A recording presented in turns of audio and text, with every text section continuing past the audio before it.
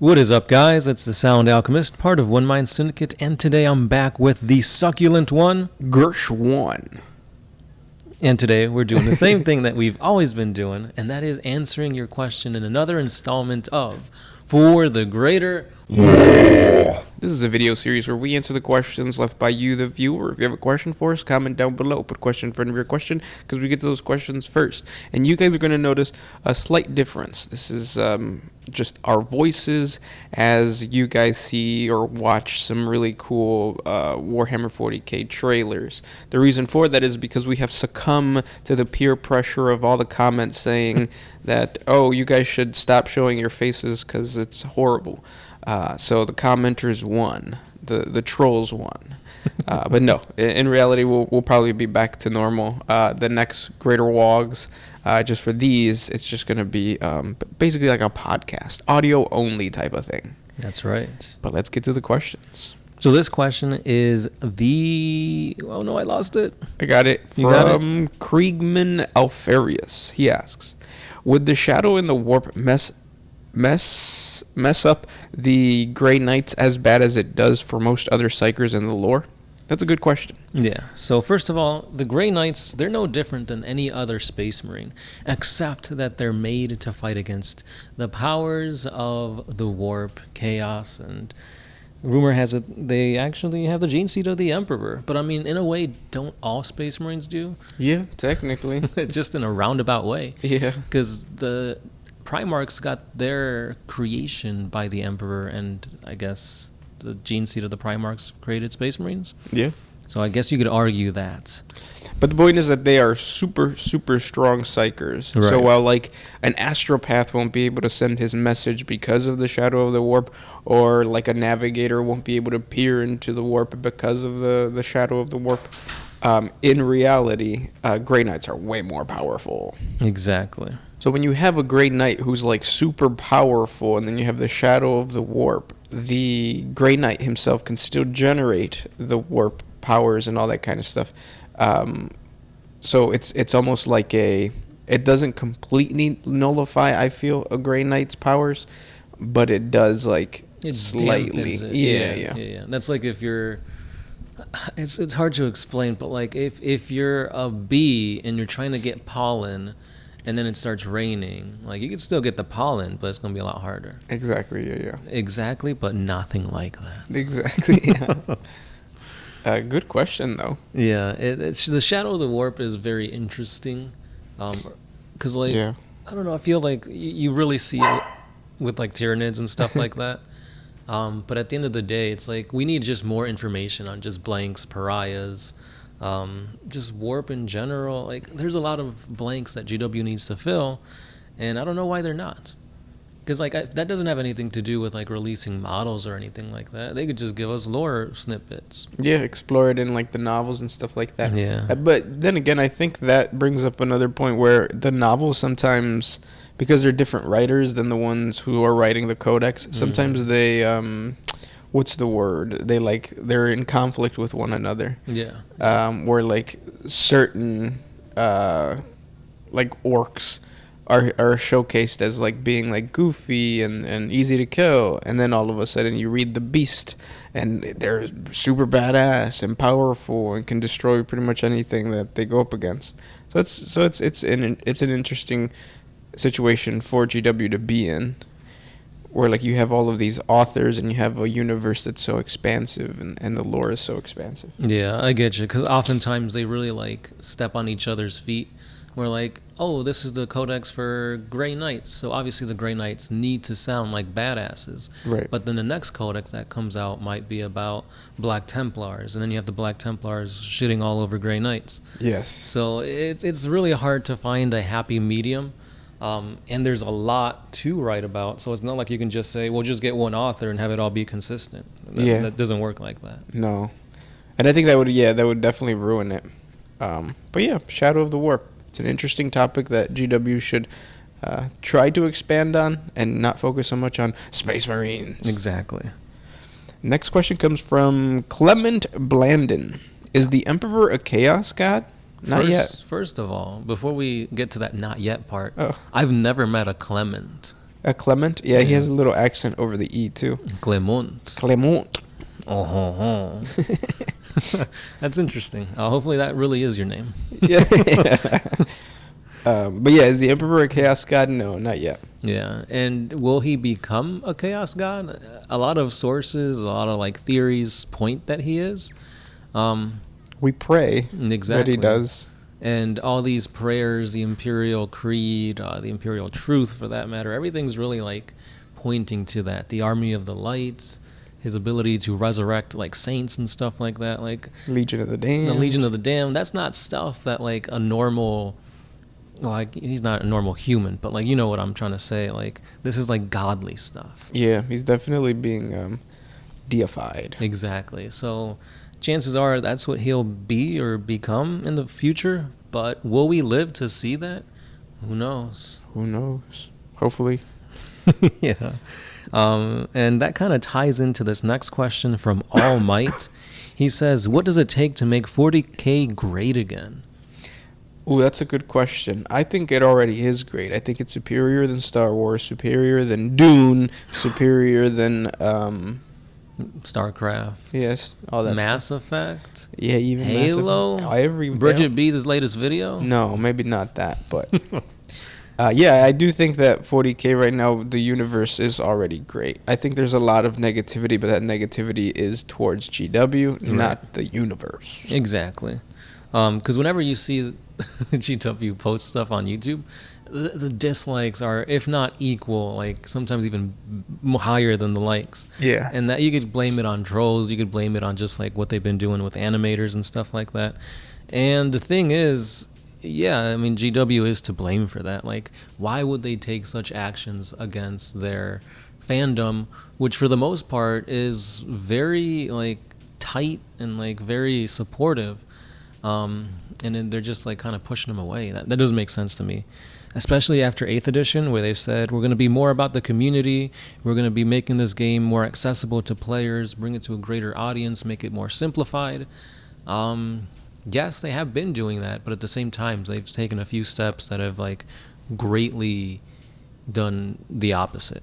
Yeah, affected it in a negative way. Right. Like, I know one thing that they said is that they were going to do more easy access like codices, but they're not doing that at all in 9th edition. It's like, oh, here's a new codex, and then a supplement comes out the day after. Like, why even buy the codex if not all the rules are there? Yeah, and I mean, I think right now they're saying, oh, it's because of the COVID and like the issues with that, but Still, that just means you were going to space them out wider, and you had to drop them at the same time. That's true. Yeah.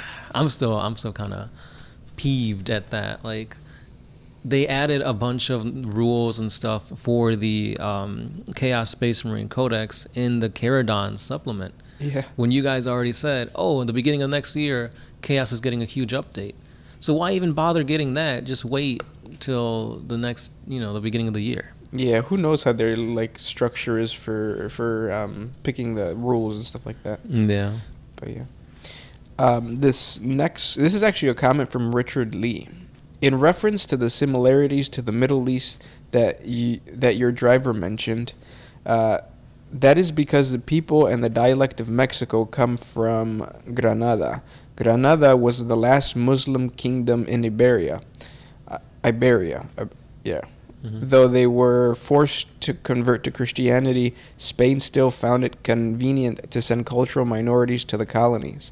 That is why Mexican and Castellan Spanish sound different. The dialect spoken in Granada was Andalusian Spanish. That's cool, man. I did not know that. I'm gonna look that up a little bit more. Yeah, it's very interesting. Yeah, I always just thought that we looked like we would come from the Middle East because there were Middle Eastern immigrants that came to Mexico. But yeah, I guess that kind of it makes sense. Or maybe it's because we're all descendants of Jesus.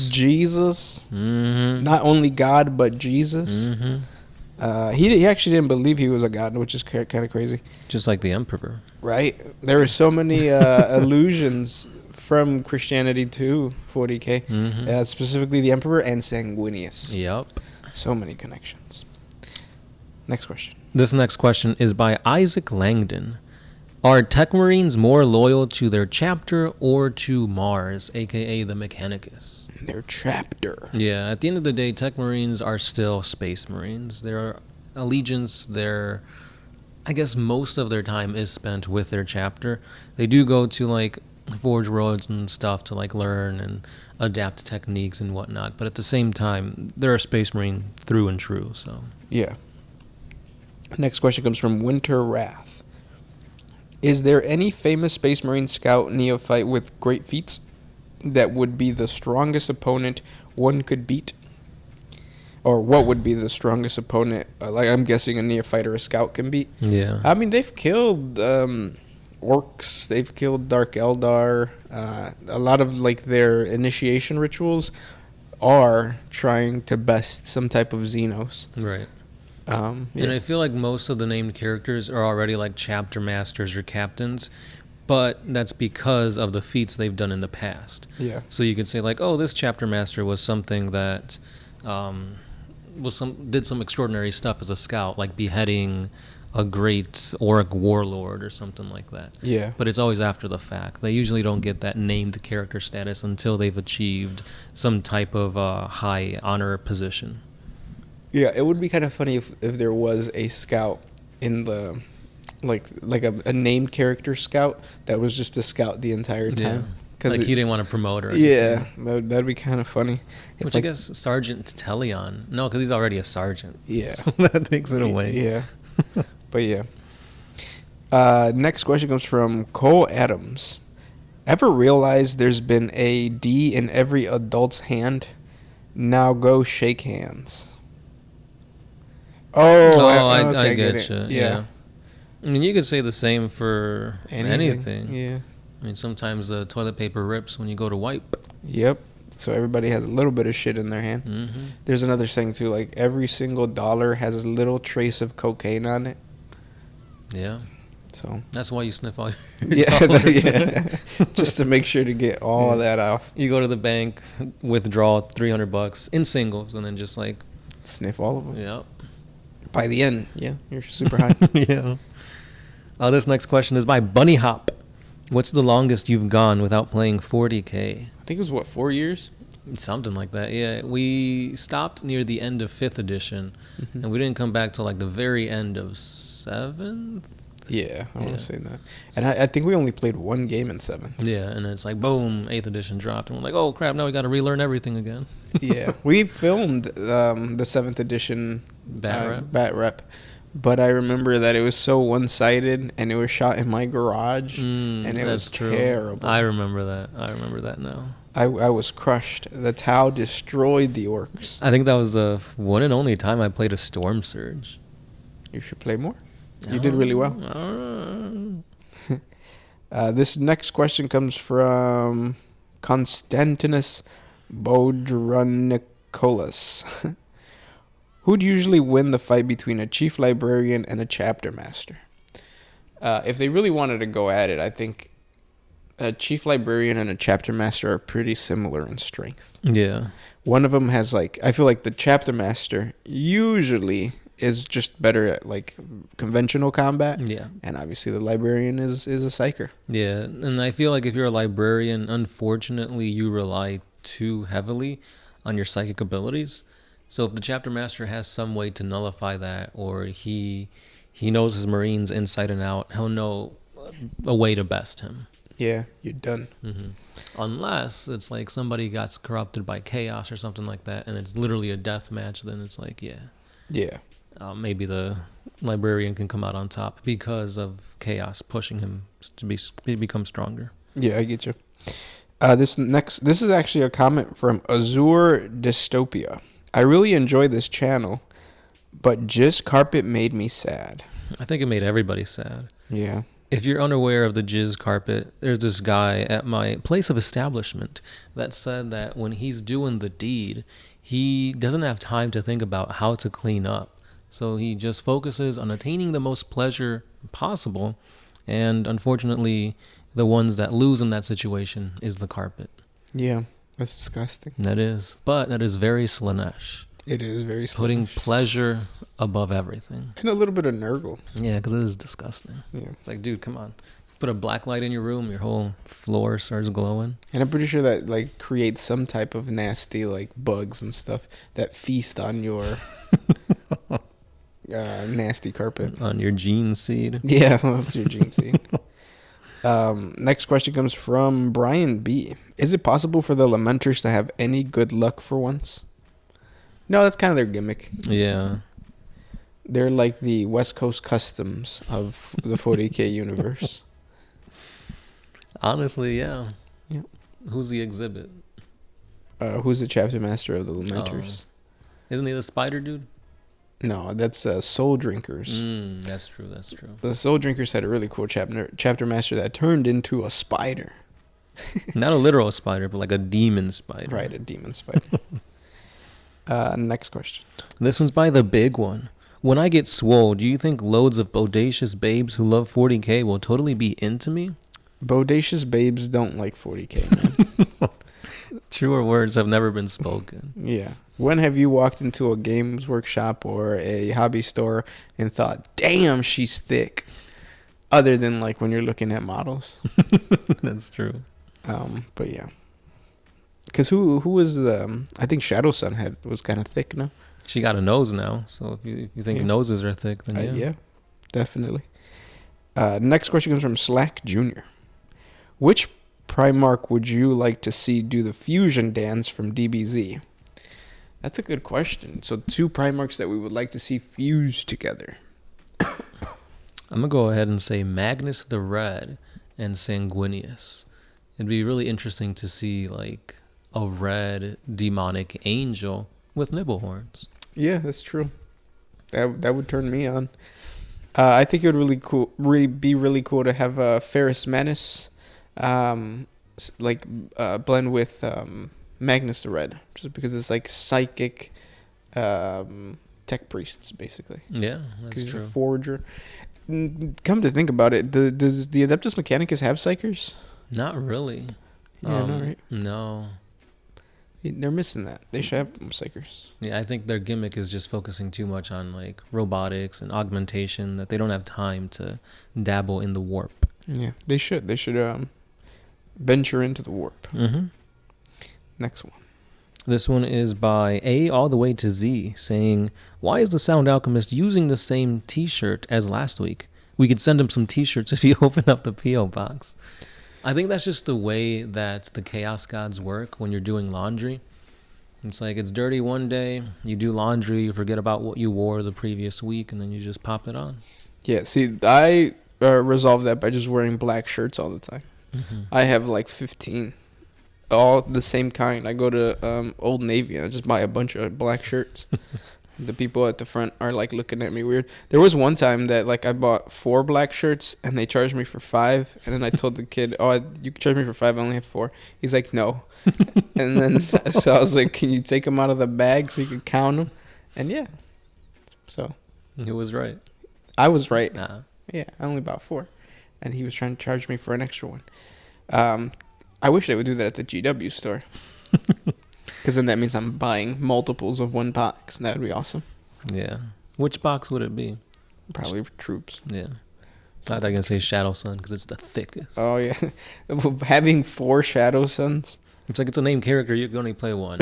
No. I want 4. But yeah. Those were the questions for today. If you guys have more questions for us, please comment down below. We really appreciate you guys listening while you guys are doing whatever it is that you guys are doing. Just don't do it on the carpet. Yeah, please don't. This is Gershwin, the Sound Alchemist, and we are out. Oh,